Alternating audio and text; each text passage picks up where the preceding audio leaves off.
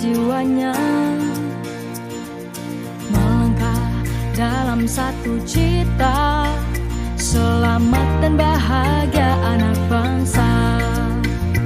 Bapak pendidikan beri filosofi, guru penggerak siap berinovasi, bersatu dan berkolaborasi.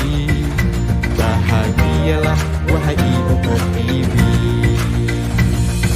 Bergerak jiwanya, selalu bergerak dengan aksi nyata, menggerakkan semua,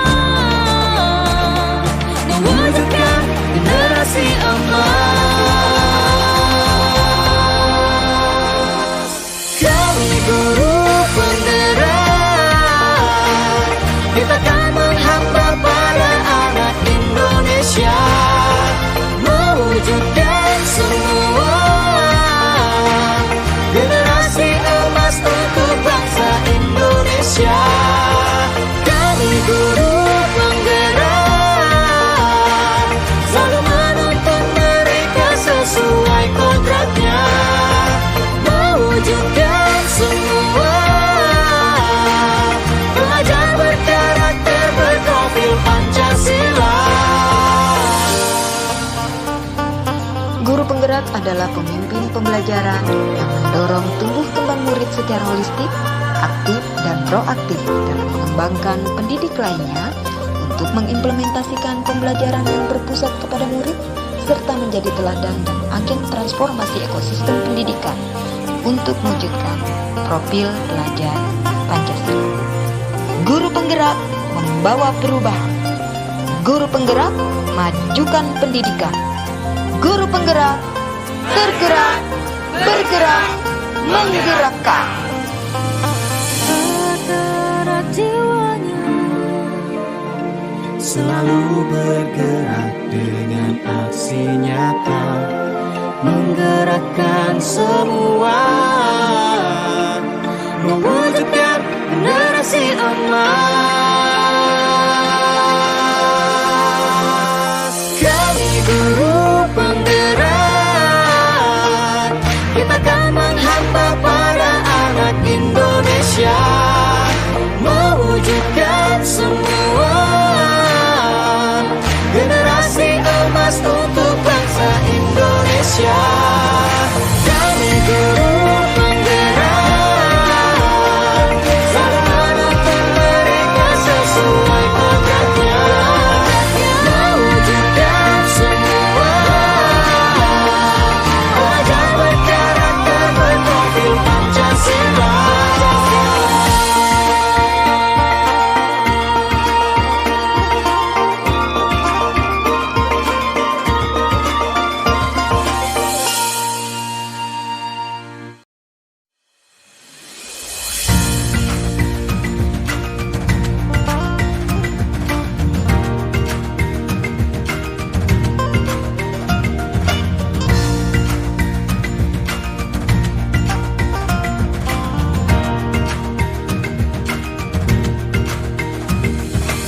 Bismillahirrahmanirrahim. Assalamualaikum warahmatullahi wabarakatuh. Waalaikumsalam warahmatullahi wabarakatuh. Ya, salam bahagia dan semangat guru-guru hebat sekalian.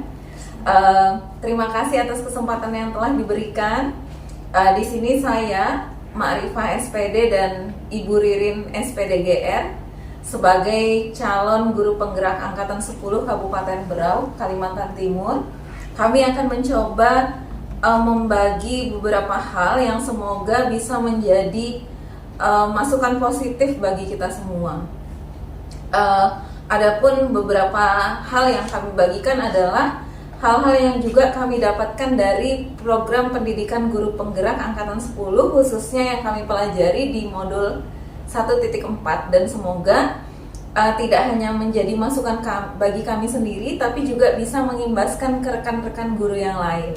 Harapannya apa yang kami dapatkan dan apa yang nanti akan kami bagikan bisa menjadi budaya positif di sekolah masing-masing, yang harapannya memang bisa membangun budaya sekolah menjadi lebih positif dan menjadi lebih berdaya saing lah, bahasanya seperti itu. Nah, baik, tidak berpanjang lebar, mungkin akan materi pertama akan disampaikan oleh Ibu Ririn. Kepada Ibu Ririn dipersilakan. Baik, terima kasih Bu Marifah atas waktu yang diberikan, dan teman-teman semua yang sudah berkesempatan untuk hadir pada kesempatan kali ini. Assalamualaikum warahmatullahi wabarakatuh.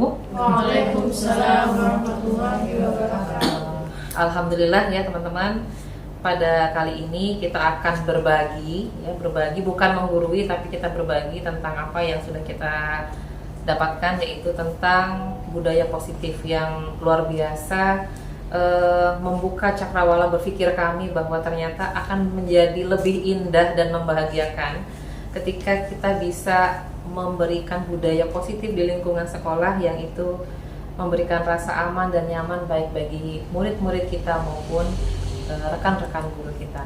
Kita awali yang pertama, yaitu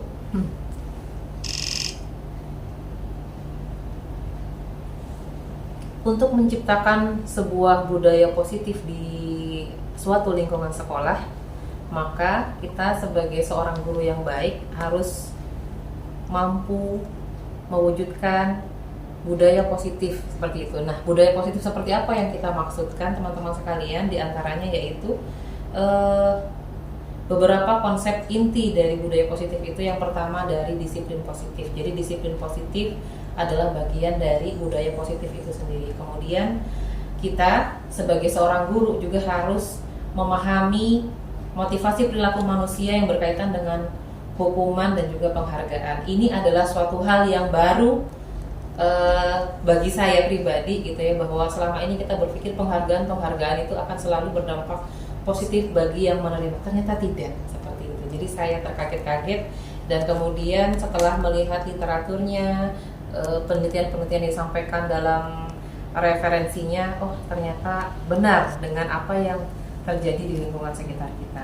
Kemudian yang berikutnya terkait dengan posisi kontrol seorang guru, ini juga penting untuk kita pahami bersama. Kemudian yang berikutnya pembuatan keyakinan kelas maupun keyakinan sekolah, dan juga penerapan segitiga restitusi dalam penyelesaian masalah. Dan mudah-mudahan dengan kita memahami, kemudian menguasai dan juga mengaplikasikan beberapa keterampilan ini di lingkungan sekolah kita, lambat laun budaya positif itu bisa kita hadirkan di SMA, di lingkungan sekolah kita.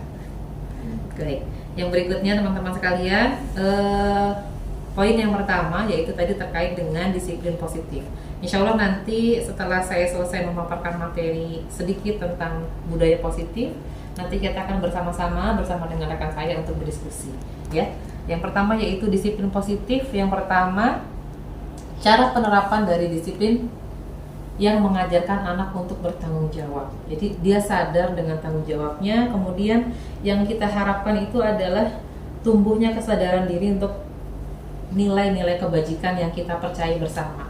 Nilai kebajikan apa itu? Yaitu nilai-nilai yang ada pada profil pelajar Pancasila, ya, seperti beriman dan bertakwa kepada Tuhan Yang Maha Esa, bernalar kritis, kreatif, dan lain sebagainya. Jadi kita berharap nilai intrinsiknya yang muncul, tidak hanya nilai yang bisa hadir karena ada motivasi eksternal. Jadi lebih kuat lagi nilai motivasi internal yang muncul dari dalam diri anak itu.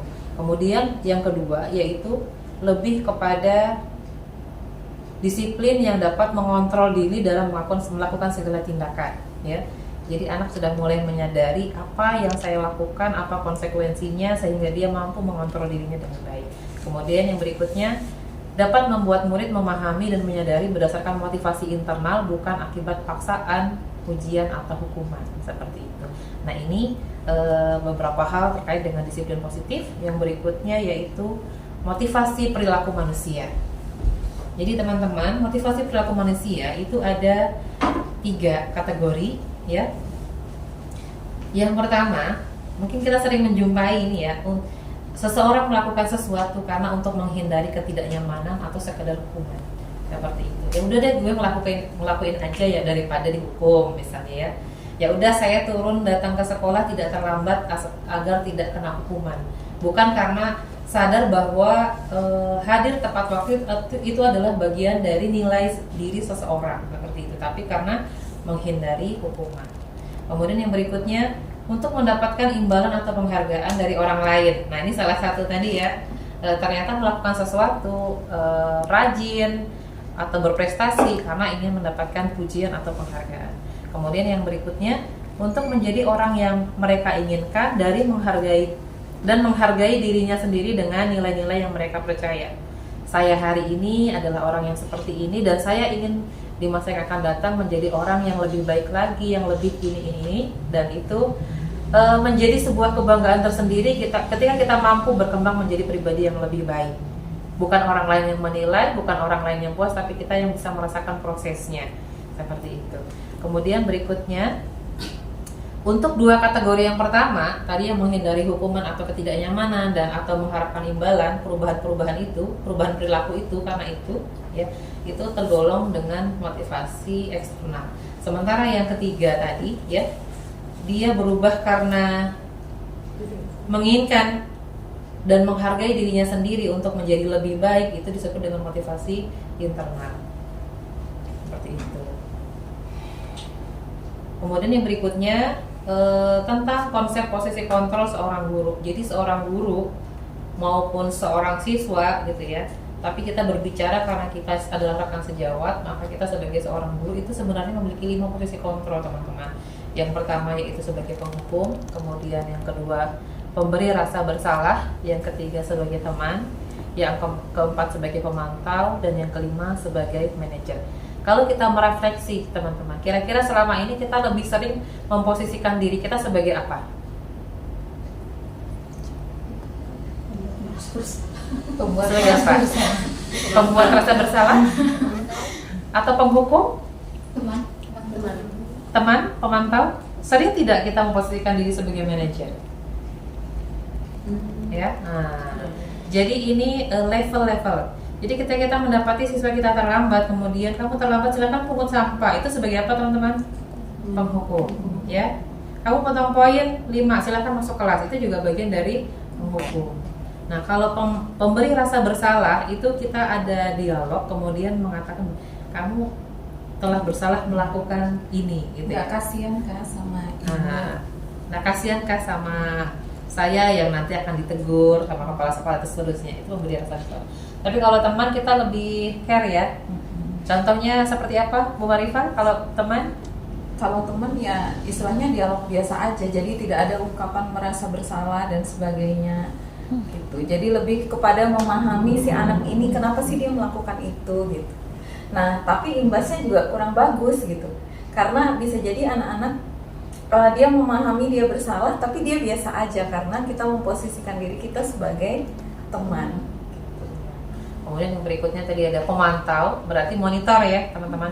Nah, pemantau ini levelnya sedikit di atas teman, seperti itu. Contohnya? Ya contohnya misalnya ada siswa terlambat, kita sudah perhatikan gitu berapa hari. Nah kemudian di hari ketiga kita sampaikan, kamu terlambat terus, sudah beberapa hari ibu perhatikan kamu ini masuknya di atas jam 7.15. Berarti kan ada kesadaran guru untuk senantiasa memperhatikan muridnya dalam hal apapun itu. Nah, kadang-kadang dengan posisi guru yang dengan tugas yang Masya Allah gitu ya, administrasi yang banyak, belum lagi tugas-tugas lain, kadang-kadang posisi pemantau ini kita lupakan gitu. Kadang-kadang begitu murid salah, udah aja salah gitu. Nah, jadi tidak ada proses mengamati, karena di posisi pemantau ini yang paling penting itu proses mengamatinya gitu. Nah seperti itu. Kalau ada tambahan silahkan. Jadi intinya itu ya. Kemudian yang terakhir kita langsung masuk ke yang terakhir, yaitu sebagai manajer. Nah, sebagai manajer ini perannya mengkoordinir ya teman-teman. Ketika anak itu bersalah, yang pertama kita dudukkan baik-baik, kemudian kita tanya dia bersalah karena apa kesalahan yang dia lakukan. Namun kita juga bahasanya ya, menyadarkan dia tentang apa yang dia lakukan itu jati diri. Segitiga restitusi yang pertama menstabilkan identitas. Menstabilkan identitas ya.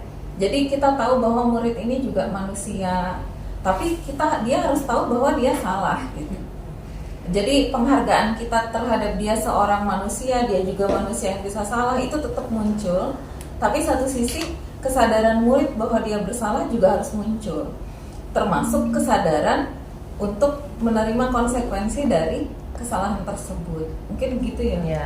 Jadi yang pertama kita menstabilkan identitas anak itu bahwa sebenarnya sebuah kesalahan ada hal yang wajar, namun hal yang wajar ini tidak kemudian kita ulang-ulang gitu ya. Bagaimana caranya kita bisa memulihkan kesalahan yang pernah dilakukan itu. Jadi setelah menstabilkan identitas anak, kemudian kita memvalidasi tindakan yang salah itu, kemudian apa yang bisa dia lakukan dengan memperbaiki tindakan yang salah, kemudian yang terakhir keyakinan kebajikan apa yang dia langgar dengan melakukan kesalahan tersebut, kira-kira seperti itu. Nah, kemudian kita kembali ke posisi kontrol sebagai manajer tadi ya teman-teman.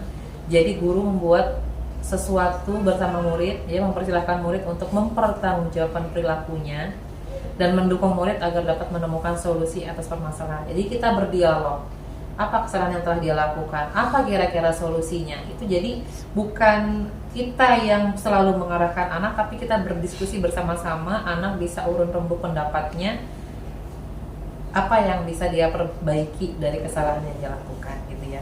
Kemudian posisi manajer ini juga mengacu pada restitusi yang dapat menjadikan murid sebagai manajer bagi dirinya sendiri, sehingga tercipta identitas yang positif ya bagi murid. Kemudian yang berikutnya tadi juga ada menyangkut terkait dengan keyakinan sekolah atau kelas. Yang selama ini kita sering mengenal dengan istilah peraturan ya, peraturan atau tata tertib sekolah seperti itu. Nah, jadi sekarang dalam guru penggerak kita mempelajari ada istilah yang namanya keyakinan sekolah atau keyakinan kelas. Jadi ini sifatnya adalah hasil kesepakatan bersama antara siswa dengan wali kelasnya atau dengan siswa dengan warga sekolah yang kemudian siap untuk dilakukan bersama. Misalnya dalam hal pembentukan keyakinan sekolah, di sini guru berperan untuk mewujudkan terbentuknya keyakinan sekolah dengan adanya kesepakatan antara guru dengan murid. Dan biasanya berupa pernyataan yang universal, misalnya hadir tepat waktu, tidak saling mengganggu dengan teman-teman yang lain, dan lain sebagainya. Jadi hal-hal yang sifatnya positif dan universal yang itu akan dilakukan bersama-sama. Kemudian yang selanjutnya, dalam segitiga restitusi yang tadi sempat kita singgung berkaitan dengan posisi kontrol sebagai seorang manajer ya, guru melakukan 3 poin tadi ya, 3 hal. Yang pertama tadi menstabilkan identitas, yang kedua validasi tindakan yang salah, dan yang ketiga kita menanyakan keyakinan apa yang dilanggar, seperti itu. Jadi ketika saya mencoba mempraktekkan segitiga restitusi dengan anak, Masya Allah anak merasa lebih enjoy ketika melakukan kesalahan, dan dia kemudian lebih percaya diri, tidak murung ataupun tidak terkucilkan setelah itu, gitu ya. Jadi anak bisa kembali ke komunitasnya dengan semangat baru untuk memperbaiki diri. Nah, tujuannya adalah untuk menghasilkan murid yang mandiri dan bertanggung jawab, seperti itu. Jadi dia akan bertanggung jawab dengan apa yang sudah dia lakukan. Harapannya teman-teman semua, dengan adanya penerapan budaya positif di sekolah ini, maka ada 3 hal, yaitu berkaitan dengan filosofi Ki Hajar Dewantara yang pertama, yang kedua dengan nilai dan peran kita sebagai guru penggerak ya, dan yang ketiga visi guru penggerak. Kami berharap dengan adanya budaya positif ini akan mempermudah tercapainya tujuan pendidikan nasional dengan filosofi sesuai dengan filosofi Ki Hajar Dewantara, yaitu pendidikan yang berpihak pada murid dan bersifat menuntun tumbuh atau hidupnya kekuatan kodrat yang ada pada murid. Karena kita mengibaratkan murid-murid adalah sebagai sebuah tanaman yang sudah memiliki karakter masing-masing. Kita sebagai seorang guru bagaikan petani ya, yang bertugas menyiangi rerumputan yang ada di sekelilingnya, kemudian memberikan pupuk yang sesuai, dan seterusnya. Gitu. Kemudian juga, atau gimana, mau ada diskusi dulu atau dilanjutkan sampai selesai? Diskusi dulu. Oke. Nah, Baik, kita coba diskusi dulu sampai ke segitiga restitusi teman-teman. Ada yang mau ditanggapi atau ditanyakan?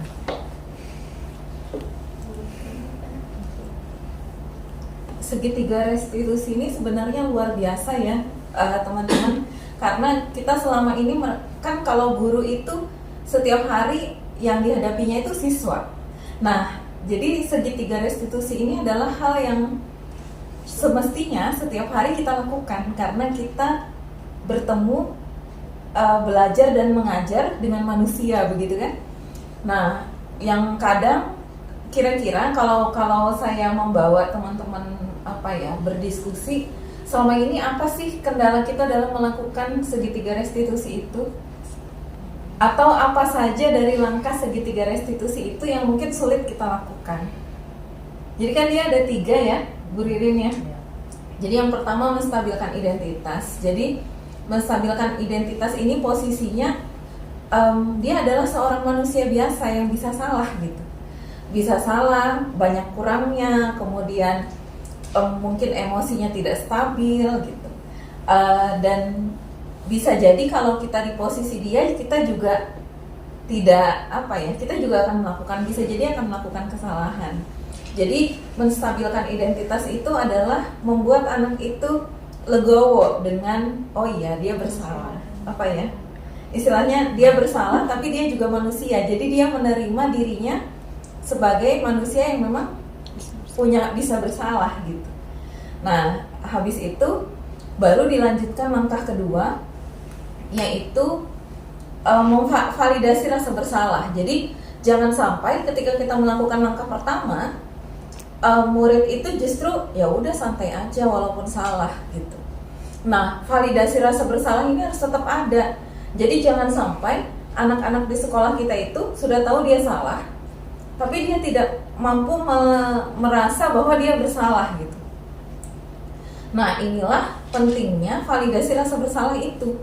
Jadi dia harus tahu oh dia salah gitu. Nah, tapi apakah sampai situ saja cukup? Ternyata tidak. Ada langkah pengunci yang ketiga. Nah, langkah pengunci yang ketiga itu adalah menanyakan keyakinan. Nah, jadi jangan sampai murid kita itu taunya gurunya marah-marah aja gitu, tapi tidak tahu salahnya dia di mana. Kemudian apakah dia dihargai sebagai manusia yang memang juga kurang lebih kayak gurunya misalnya gitu. Nah, terus salahnya di bagian mana? Bagaimana konsekuensinya? Apa yang bisa kita bantu gitu? Karena dalam proses menanyakan keyakinan itu, kalau guru berfungsi sebagai manajer, maka guru harus terlibat dalam perbaikan anak tersebut gitu. Bukan sekedar menyuruh ya. Bukan sekedar menyuruh. Jadi misalnya nih, kalian ditugasin misalnya ya, ada yang membuang sampah sembarangan. Nah, keyakinan apa yang dilanggar? Oh, keyakinan menjaga sekolah agar tetap bersih dan nyaman. Nah, berarti ya sudah, kalau begitu mau bagaimana konsekuensinya? Misalnya anak menyepakati, oke, dia akan membersihkan apa yang dia kotori gitu, atau mungkin sambil menanam bunga, maka si guru bisa memerintahkan atau merekomendasikan PJ Adiwiyata untuk terlibat dalam memanajeri anak, mensupervisi anak itu dalam bertanggung jawab tersebut gitu. Apa yang kurang, apa yang harus diperbaiki lagi, dan seterusnya. Kira-kira begitu ya, Bu? Iya, betul. Jadi intinya peran kita sebagai guru yang bertindak mengambil posisi peran sebagai manajer tadi tidak sebatas menghakimi anak yang bersalah kemudian memvonis selesai, tidak, tapi kita juga mencarikan solusi-solusi gitu ya. Ketika ternyata anak itu setelah menyadari rasa bersalahnya, kemudian dia ingin memperbaiki tapi dia tidak tahu caranya atau tidak punya skillnya, maka peran kita selanjutnya adalah mencarikan siapa kira-kira yang bisa membantu untuk dia memenuhi skill tersebut. Misal ketika anak itu, ada sebuah cerita yang anak berkelahi kemudian dia melepas kancing baju temannya, tentu saja temannya yang terlepas kancing bajunya merasa rugi dong gitu, dan takut misalnya takut dimarah orang tua dan lain sebagainya. Maka bagaimana solusinya? Yang pertama pasti bermaafan. Ketika mereka sudah legowo saling bermaafan, kemudian apa yang sudah dia rusak, oh ternyata dia merusak kancing baju temannya, maka solusinya gimana? Yang dia rusak itu dia benahi. Oh, dia menjahit kancing baju temannya yang dia lepas misalnya, tapi dia nggak bisa menjahit, maka peran kita sebagai seorang guru bagaimana? Bisa jadi kita ngambil di sini, saya ajari kamu menjahit, setelah itu kamu jahit kancing baju teman kamu. Nah, misalnya seperti itu. Kalau misalnya kita nggak bisa, mungkin kita alihkan ke rekan kita yang bisa, dan seterusnya, hingga anak itu menyelesaikan kerugian yang sudah dia timbulkan, dan akhirnya dia bisa kembali berteman lagi dengan anak tersebut tanpa harus menyisakan dendam dan lain sebagainya. Intinya gitu ya teman-teman. Jadi perbaikan dari kesalahan yang dilakukan, dan kalau kita lihat di sini berarti selaras antara kesalahan apa yang dilakukan dengan konsekuensi yang harus dia selesaikan. Jadi kalau misalnya nih anak terlambat datang sekolah, konsekuensinya membuang sampah pada tempatnya, atau misalnya mencatat istighfar 1000 kali, kira-kira nyambung nggak teman-teman? Ya. Nah, jadi gitu. Jadi pelanggaran apa, atau misalnya keyakinan apa yang dia langgar itu harus selaras dengan konsekuensi yang dia lakukan. Kira-kira seperti itu. Mungkin cukup. Kira-kira begitu. Ya. Mungkin ada pertanyaan teman-teman. Boleh satu pertanyaan sebelum kita tutup? Iya. Tadi izin bertanya ya, Ibu Ririn, di salah satu tahapan segitiga restitusi ini, saya menangkap 3 langkah yang cukup menarik ya ketika kita menemukan masalah. Seperti yang tadi juga sudah dipaparkan sama Ustazah Marifah, beberapa hal yang kita lakukan. Yang pertama, menstabilkan identitas. Oke, ini juga siswa yang mungkin ada kalanya dia hilaf dan lain-lain. Kemudian yang kedua, validasi tindakan yang salah. Itu tadi, nah ini mungkin boleh diberi contoh dari 2 tahap ini. Saya mungkin agak ketinggalan ya. Validasi tindakan yang salah itu yang mana membuat siswa itu tidak membenarkan perilaku salahnya, seperti itu ya. Mungkin boleh diberi contoh. Sama poin yang ketiga, menanyakan keyakinan tadi, mungkin bahasanya seperti apa kepada siswa, seperti itu. Terima kasih. Silakan Marifah. Ya, kalau yang satu jelas ya. Nah, kalau yang kedua ini apa ya? Memang kita harus menyadarkan siswa bahwa posisi dia memang salah. Jadi misalnya dia manusia biasa. Memang misal gini, dia berkelahi sama temennya karena temennya ini suka mencentek pekerjaan dia gitu. Nah, secara otomatis kan kadang-kadang kesal juga ya dicontekin melulu gitu. Nah, akhirnya dia marah misalnya, sampai akhirnya dia berkata kasar. Nah, untuk posisi menstabilkan identitas, kita bisa sampaikan, oh iya saya paham, kalau jadi kamu, saya juga akan marah. Sikap kamu itu wajar sebagai manusia, karena kamu sudah capek-capek, tapi temanmu malah nyontek. Nah, tapi ada posisi di mana dia marah gitu, yang membuat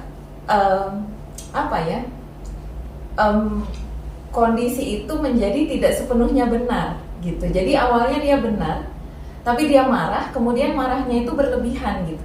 Nah, sehingga dia harus menyadari gitu, marah itu tidak tepat. Nah, marah yang berlebihan itu tidak tepat.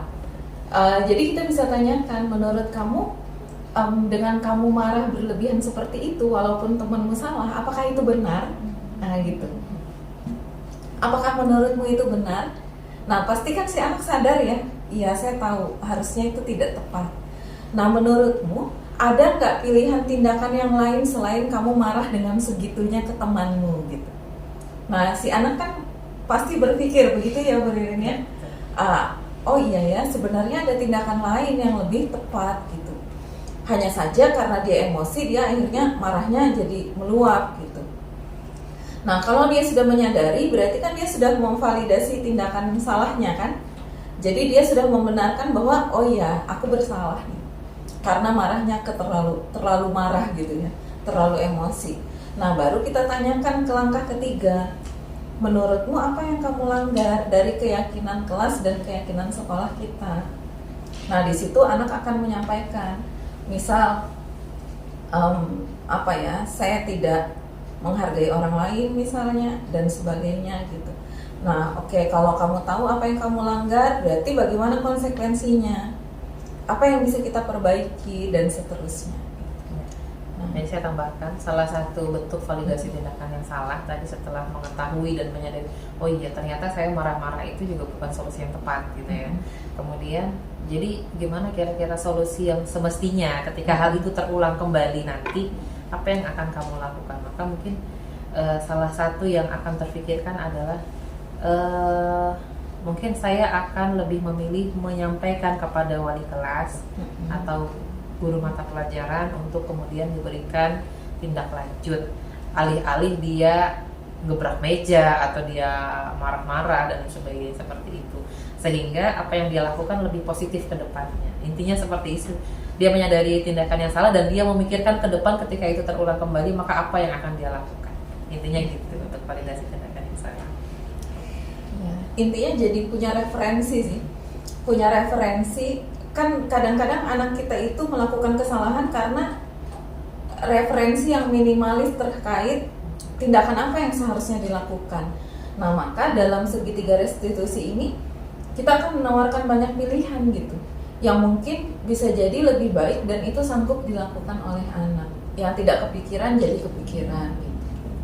Nah, mungkin sebagai closing Bu Marifa, kita minta satu statement dari teman-teman setelah mengetahui terkait dengan budaya positif tadi ya, budaya positif yang itu berkaitan dengan posisi kontrol, kemudian motivasi perilaku manusia yang ada 3 tadi ya, kemudian disiplin positif dan sebagainya. Mungkin satu teman-teman, apa tanggapan teman-teman setelah mengetahui hal ini?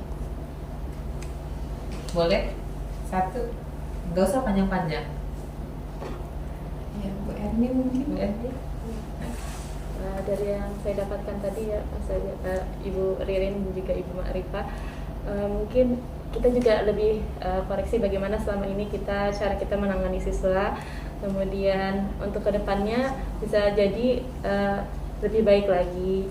Kemudian dan bisa juga ikut melakukan aksi nyata seperti yang telah diajarkan sama Ibu Ririn dan juga Ibu Ma'rifah.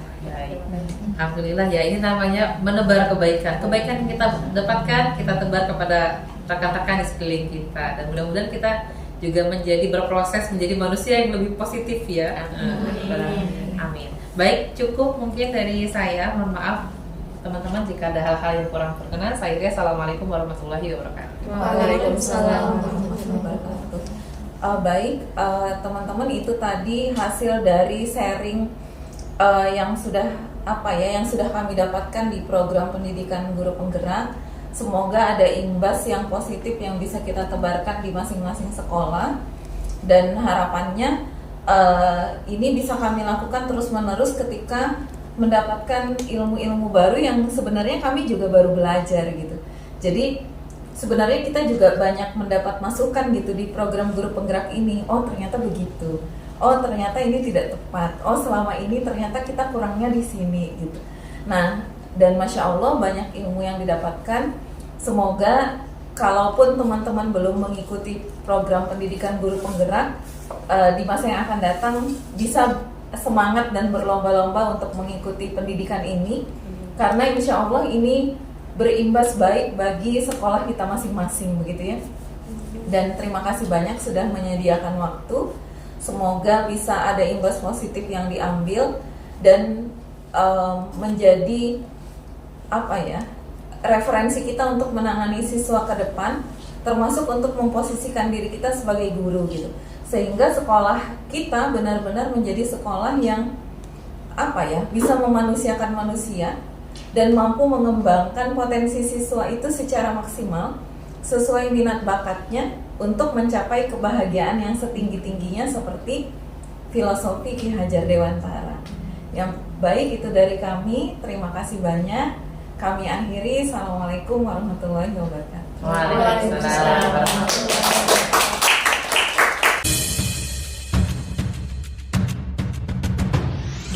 Berbagai penjuru Nusantara, pendiri kejiwanya, melangkah dalam satu cita, selamat dan bahagia.